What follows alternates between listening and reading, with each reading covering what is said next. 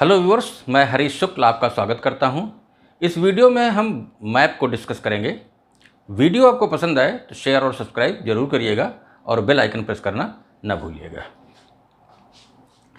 मान लीजिए ए और बी दो सेट्स हैं, तो ए से बी पर कोई जो मैप है वो भी एक रिलेशन ही है।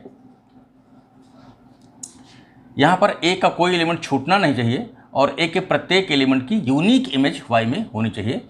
यूनिकली किसी बी के किसी यूनिक एलिमेंट से उसको रिलेटेड होना चाहिए। तो यहाँ पर लिखेंगे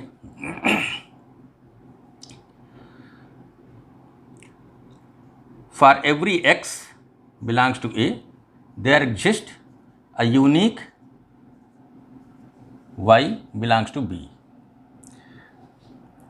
such that x Y belongs to f. यहाँ पर लिख सकते हैं a relation f from A to B is a map if for every x belongs to A there exist a unique y belongs to B such that x Y belongs to f. Map के case में if x Y belongs to F we will write it as, हम इसको ऐसे लिखेंगे y is equal to F X. अब X Y belongs to F या x is related to y ऐसा ना लिख करके हम y is equal to F X लिखा करेंगे। अगर एक्स वाई रिलेटेड है तो अब यहाँ पर y को x की इमेज बोलेंगे। y is called an image of x, y is called the image of x and x is called a pre image of y। ध्यान दें, यहाँ पर मान लीजिए अगर आपके x1 x2 dot dot xm element हैं और ये y1 y2 dot dot yn element हैं, यहाँ का कोई एलिमेंट छूटना नहीं चाहिए। यहाँ भले यहाँ छूट सकते हैं और यहाँ का कोई एलिमेंट यहाँ के एक ही एलिमेंट से रिलेटेड होगा। यहाँ के कई एलिमेंट किसी एक एलिमेंट पर जा सकते हैं लेकिन एक एलिमेंट एक ही एलिमेंट पर जाएगा। x1 जहाँ गया है फिर x1 कहीं और नहीं जाएगा। इस तरीके से देखें तो नंबर ऑफ फंक्शंस क्या हो सकते हैं। फंक्शन होने के लिए शर्त भी हमारी ये हो जाएगी कि अगर x1 is equal to x2 है तो F x one is equal to F x two. ये फंक्शन की शर्त हो जाएगी। अगर x1 x2 है तो F x one is equal to F x two. x1 अगर x2 बराबर है तो उनकी इमेज बराबर होगी। अब हमको काउंट करना है कितने मैप इस तरीके से हो सकते हैं। तो नंबर ऑफ मैप्स ये बराबर हो जाएगा। आप देखें x1 के लिए चॉइसेस n है, वो y1 से लेकर yn तक किसी पर मैप हो सकता है। x2 के लिए सेम वही चॉइसेस हैं क्योंकि सारे एलिमेंट्स एक ही पर जा सकते हैं। एक एलिमेंट जरूर कई जगहों पर नहीं जाएगा, एक से अधिक जगह पर नहीं जाएगा, लेकिन कई एलिमेंट एक जगह तो जा ही सकते हैं। मैनी वन मैप हो जाएगा। तो x1 के लिए n चॉइसेस हैं, x2 के लिए n चॉइसेस हैं, इसी तरह के सबके लिए n चॉइसेस हैं। तो नंबर ऑफ चॉइसेस कितना हो जाएगा? n into n into dot dot into n, ये m टाइम्स हो जाएगा क्योंकि x1 के लिए n चॉइसेस, x2 के लिए n choices, dot dot xm के लिए n चॉइसेस, और ये बराबर हो जाएगा n की पावर m। तो number of maps from a to b वो हो जाएगा n to the power m। अब आते हैं 1-1 मैप पढ़ते हैं।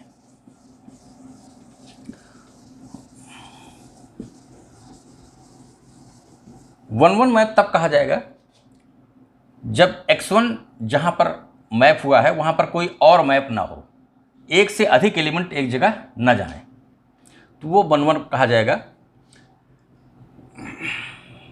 अगर एफ एक्स1 यहाँ पर लिख ले 1-1, इसको इंजेक्टिव भी कहते हैं, इंजेक्टिव। तो इसकी शर्त है कि if F x one is equal to F x two, x1 x2 ये एक एलिमेंट है, implies x1 is equal to x2। अगर दो एलिमेंट की इमेजेस सेम हैं तो फिर उस एलिमेंट को भी सेम होना पड़ेगा। अन्यथा वो एलिमेंट सेम नहीं होंगे। चूंकि इमेजेस सेम है तो इसका मतलब दो एलिमेंट एक जगह चले गए। तो 1 1 की कंडीशन ये है कि fx1 बराबर fx2, जहाँ x1 x2 एक एलिमेंट है। अगर fx1 बराबर fx2 है तो फिर x1 को x2 के बराबर होना पड़ेगा। दूसरा है ऑन टू, इसको सर्जेक्टिव भी कहते हैं। यहां पर ऑन टू का मतलब यह है कि बी में कोई एलिमेंट छूटना नहीं चाहिए। अगर कोई एलिमेंट छूटता है तो उसे इनटू कह देंगे। ऑन टू में कोई एलिमेंट छूटेगा नहीं, सारे एलिमेंट कवर होंगे। प्रत्येक एलिमेंट एक किसी न किसी एलिमेंट का इमेज है।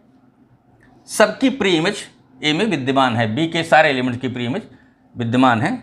इसको आप इस तरीके से लिख सकते हैं, for every y belongs to B there exist x belongs to A such that y is equal to F x. कोई एलिमेंट b का छूट नहीं रहा है। उसके बाद आता है बाइजेक्टिव।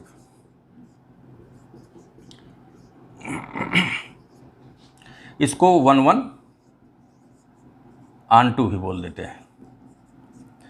1 1 ऑन टू का मतलब यह है कि मैप 1 1 भी है और ऑन टू भी है, कोई एलिमेंट छूट भी नहीं रहा है और एक से अधिक एलिमेंट किसी दूसरे बी के किसी भी एलिमेंट पर मैप भी नहीं हो रहे हैं। एक एलिमेंट जिस पर मैप हुआ है दूसरा उस पर मैप नहीं हो रहा है। 1 1 भी है और ऑन टू भी है। अब इनकी हम काउंटिंग कर लेते हैं। तो number one number of injective maps,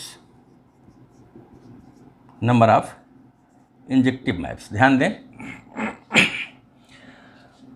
अगर m की संख्या n से ज़्यादा है, m की संख्या n से ज़्यादा है, यहाँ पर नंबर ऑफ एलिमेंट्स अधिक हैं, यहाँ पर नंबर ऑफ एलिमेंट्स कम हैं, तो निश्चित रूप से किसी एक एलिमेंट पर एक से अधिक एलिमेंट जाएंगे ही। तो ऐसे केस में नंबर ऑफ इंजेक्टिव मैप्स 0 हो जाएंगे। नंबर ऑफ इंजेक्टिव मैप्स ये हो जाएगा number 1 0 if m is greater than n। और दूसरा हो जाएगा अगर m n से बड़ा नहीं है तो फिर क्या होगा, m या तो n के बराबर होगा या m n से छोटा होगा। उस केस में x1 के लिए n चॉइसेस होंगी, x2 के लिए फिर n-1 चॉइसेस होंगी, x3 के लिए n-2 चॉइसेस होंगी। तो मैप की संख्या हो जाएगी n, n-1, n-2, तीन एलिमेंट हो गए। तो इस तरीके से आगे आ जाएगा प्रोडक्ट करते करते n माइनस ब्रैकेट में -1, तो n-m+1 हो जाएगा। उस केस में मैप्स की संख्या, इंजेक्टिव मैप्स की संख्या इतनी हो जाएगी। अगर m और n बराबर हैं तो यहाँ n-n कट जाएगा और ये आ जाएगा 1। तो ये 1 से लेकर के n तक की संख्याओं का मल्टीप्लिकेशन हो जाएगा।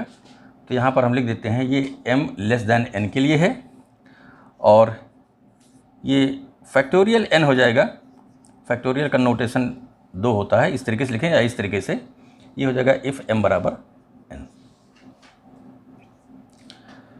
इस तरीके से नंबर ऑफ हमने इंजेक्टिव मैप्स काउंट कर दिए हैं। अब अगर ये ए और बी फाइनाइट सेट्स हैं और फाइनाइट की ही हम बात कर भी रहे हैं, काउंटिंग में हम फाइनाइट की ही बात कर रहे हैं, तो प्रत्येक इंजेक्टिव मैप सर्जेक्टिव भी हो जाएगा और प्रत्येक सर्जेक्टिव मैप इंजेक्टिव भी हो जाएगा। तो ऐसे केस में नंबर ऑफ जो बाइजेक्टिव मैप्स होगा, लिखें नंबर ऑफ बाइजेक्टिव मैप्स। ये बाइजेक्टिव मैप तभी मिलेगा जब m और n बराबर होंगे। नंबर ऑफ बाइजेक्टिव मैप्स ये हो जाएगा फैक्टोरियल n और नोटेशन दोनों हैं इफ़ m बराबर n 0 अदरवाइज। अगर m n से छोटा है या m n से बड़ा है तो फिर इंजेक्टिव बाइजेक्टिव मैप नहीं मिल पाएंगे।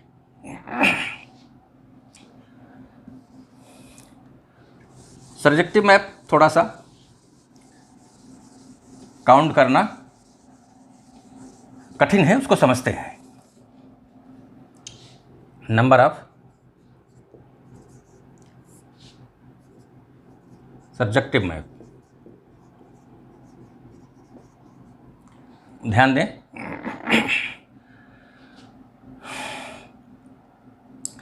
m अगर लेस देन n है,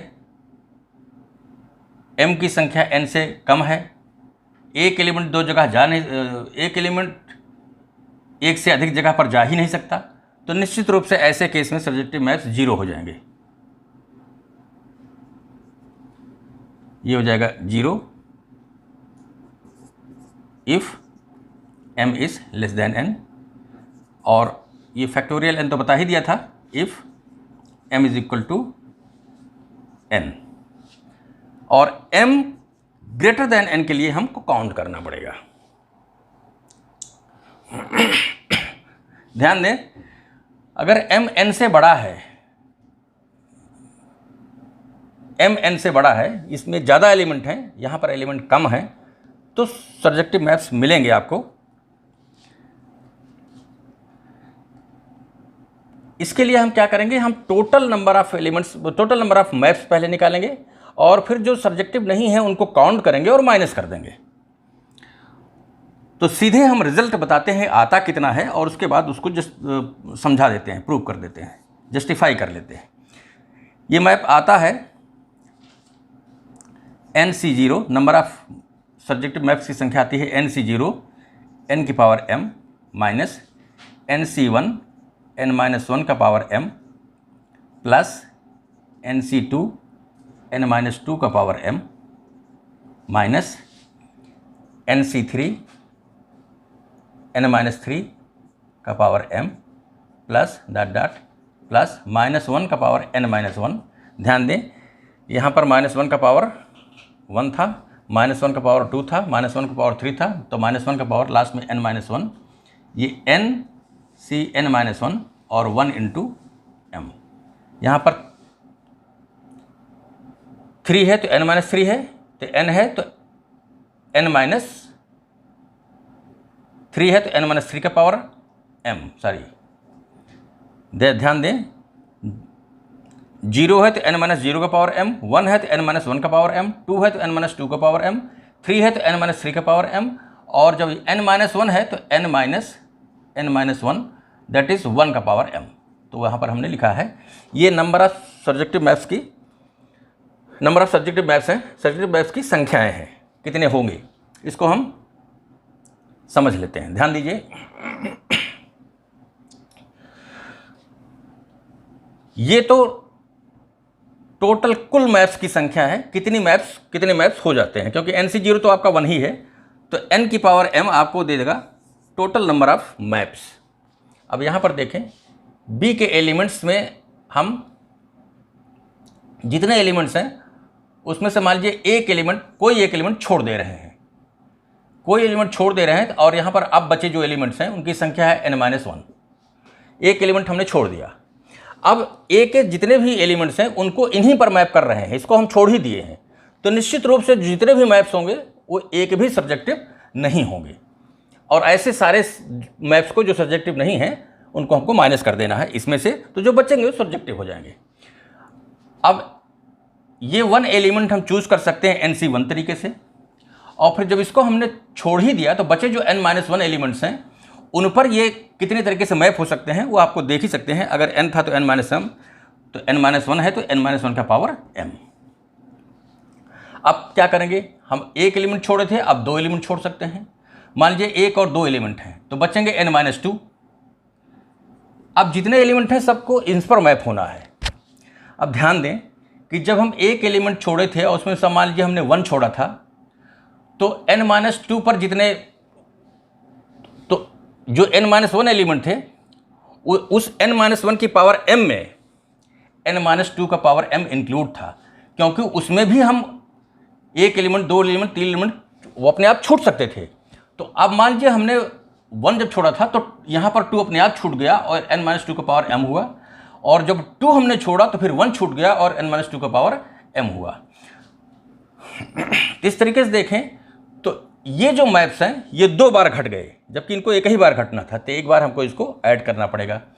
तो जब हम 2 एलिमेंट को 2 एलिमेंट को छोड़ना शुरू करेंगे, तब जब ये 1 2 छूटेगा तो ये n-2 होगा, और इसको हमने ऐड किया।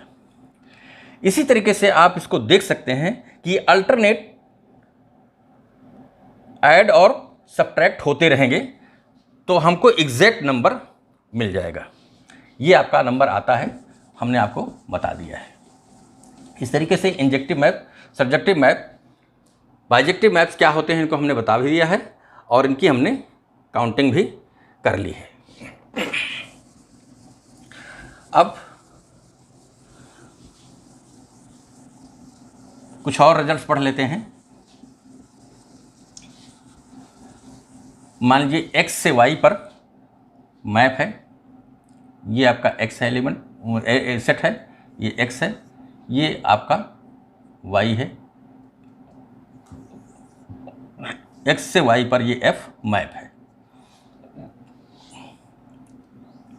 यहाँ पर कोई सबसेट x का a है और b का कोई सबसेट, मान लीजिए y का कोई सबसेट b है, तो हम FA और F इनवर्स B को डिफाइन करेंगे।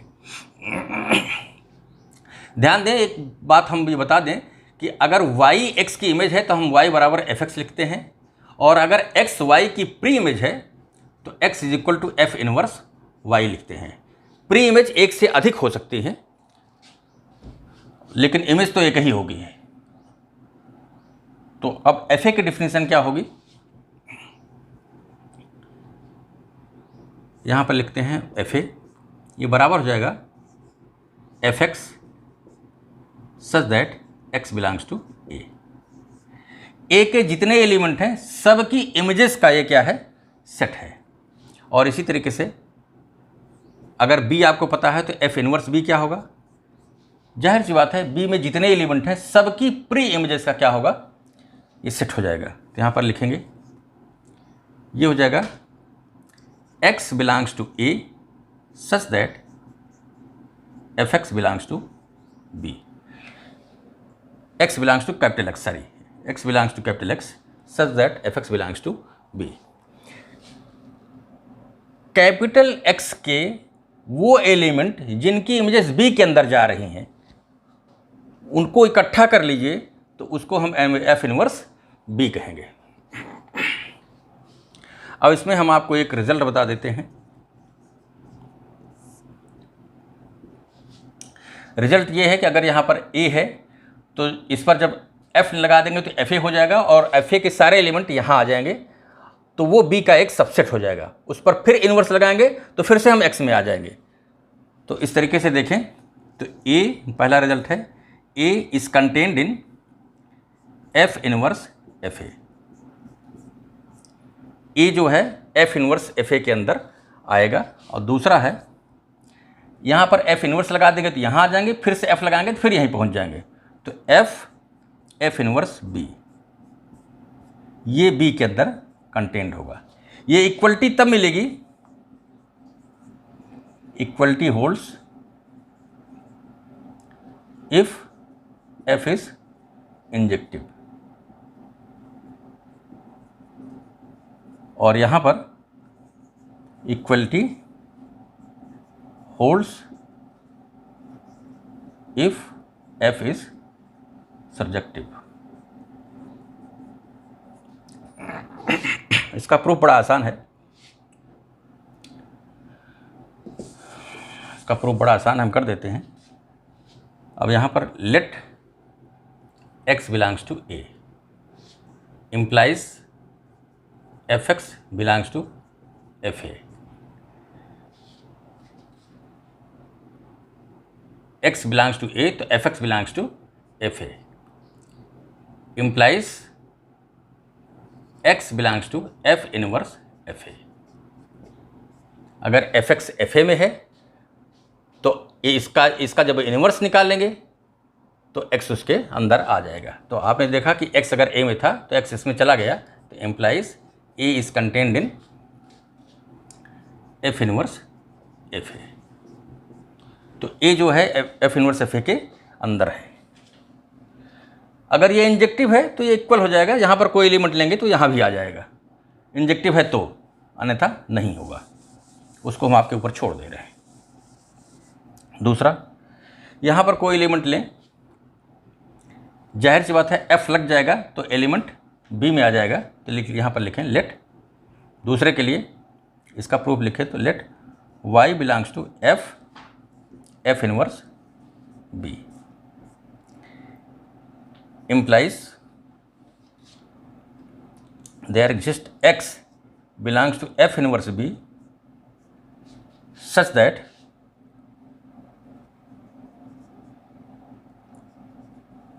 y is equal to Fx, implies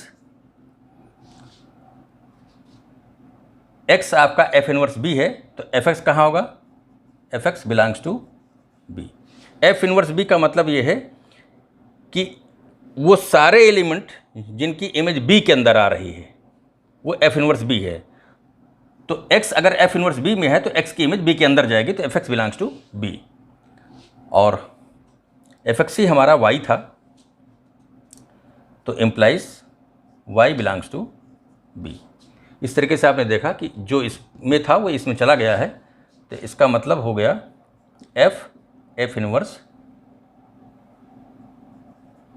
B contained in B।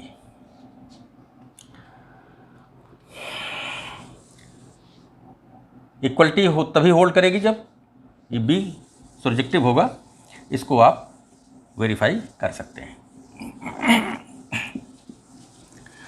अब कुछ और रिजल्ट्स लिख देते हैं।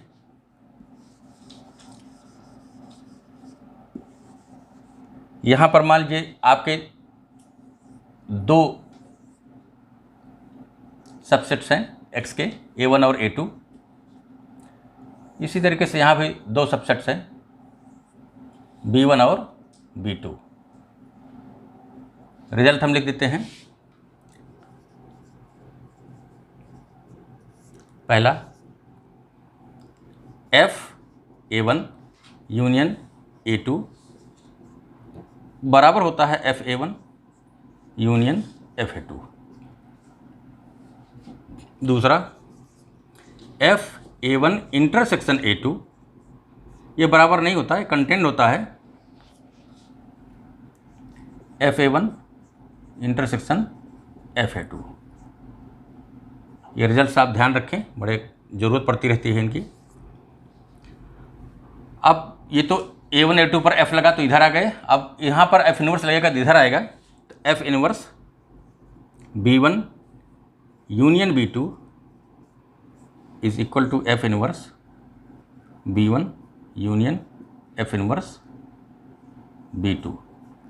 और चौथा हो जाएगा F inverse B1 intersection B2 is equal to F inverse B1 intersection F inverse B2। हर जगह इक्वलिटी होती है, बस यहीं पर ध्यान रखना है, यहाँ पर ये सबसे छोटा है, इक्वलिटी यहाँ जरूरी नहीं है। एक एक करके प्रूव कर लेते हैं। पहला हम प्रूव करते हैं, let y belongs to FA1 union A2 implies y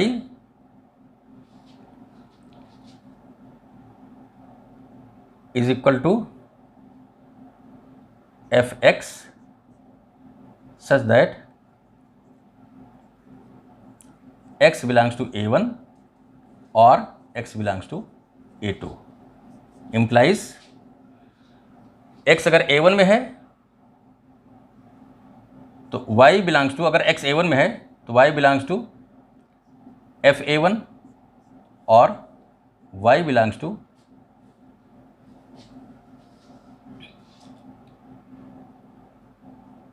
FA2 implies y belongs to FA1 union FA2। Reverse simplification ले लें तो काम कर जाएगा। अगर हम लें y belongs to FA1 union A2, इसका मतलब y बिलोंग्स टू FA1 और y belongs to FA2।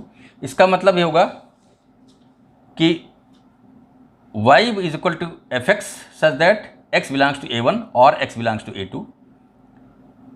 y अगर f a1 में है तो x a1 में होगा, y अगर f a2 में है तो x a2 में होगा। और इस तरीके से x अगर a1 और a2 में है तो हमारा x जो है वो a1 यूनियन a2 में चला जाएगा। आप ऐसे ही लिख लेते हैं यहाँ पर यहीं पर लिख सकते हैं y belongs to F x such that x belongs to a1 union a2। आप ऐसा ही कर दीजिए, कोई दिक्कत नहीं है। तो रिवर्स एप्लीकेशन आपका काम कर जाएगा, y belongs to f a1 union a2। इसका मतलब ये दोनों बराबर हैं। सेकंड देख लेते हैं। Let x belongs to f a1 intersection a2, sorry y belongs to f a1 intersection a2 implies y बराबर f x such that x belongs to a1 intersection a2 implies y बराबर f x where या such that, जो भी कह लीजिए, x belongs to a1 and x belongs to a2। जहाँ x a1 में भी है और a2 भी में भी है, तो एफ एक्स कहाँ हो जाएगा, y is equal to F x, ये एफ एक्स एफ a1 में हो जाएगा, जहाँ पर एफ एक्स एफ a2 में हो जाएगा। तो y belongs to f a1 and y belongs to f a2। Reverse implication काम करेगा। y अगर a1 a2 दोनों में है तो y अगर एफ a1 में है, y अगर एफ a2 में है, तो इसका मतलब y is equal to F x, जहाँ x आपका a1 में है, और y is equal to, sorry ये काम नहीं करेगा रिवर्स इम्प्लीकेशन, या ये यहीं तक रहेगा। y belongs to f a1 and y belongs to f a2। a1 में भी है और a2 में है, implies f a1 intersection a2 contained in, यहाँ पर कंटेन्ड होगा F a1 intersection F a2। दो एलिमेंट की इमेज एक ही जगह हो सकती है, तो हो सकता है एफ a1 का कोई एलिमेंट x है जिसकी इमेज y है, और एक a2 का कोई एलिमेंट दूसरा x है जिसकी इमेज y हो, तो रिवर्स एप्लीकेशन यहाँ होगा नहीं, और ये कंटेंट ही होता है। इक्वलिटी जरूरी नहीं होल्ड करे। एक एग्जांपल हम आपको दे देते हैं, सीधा सा एग्जांपल यही ले लीजिए, ये a1 है, ये a2 है, और इसकी इमेज जहाँ है वहीं इसकी इमेज डाल दीजिए। ये ट्रिवियल एग्जांपल है। तो F a1 intersection F a2 तो आपका एक एलिमेंट आ जाएगा, जबकि a1 इंटरसेक्शन a2 में कोई एलिमेंट ही नहीं है, तो एफ a1 इंटरसेक्शन a2 5 होगा, तो ये कंटेंट हो जाएगा। आइए तीसरा करते हैं, इसको मिटा देते हैं।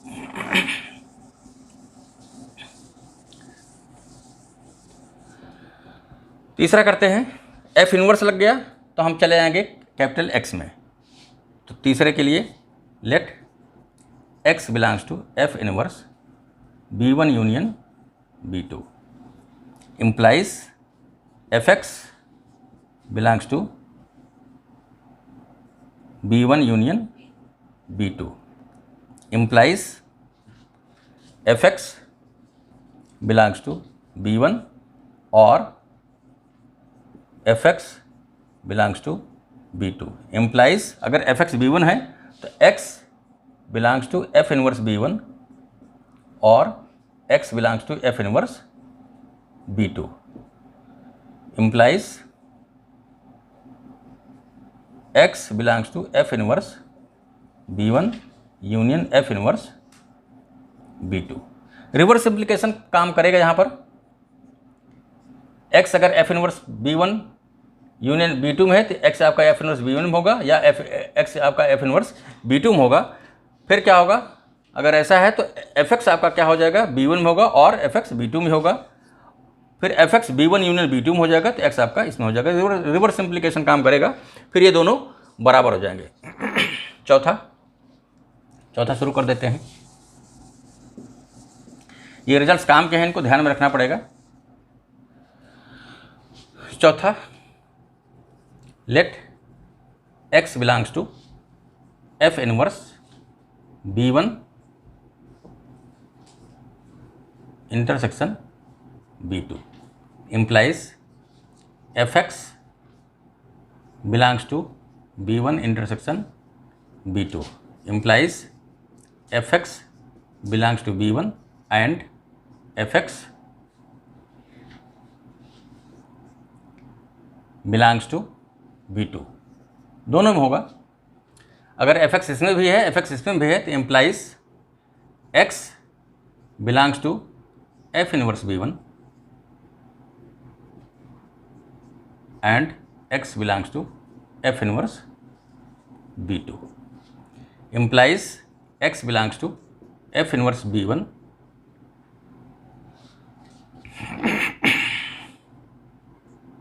and intersection F inverse B2। Reverse implication काम कर जाएगा।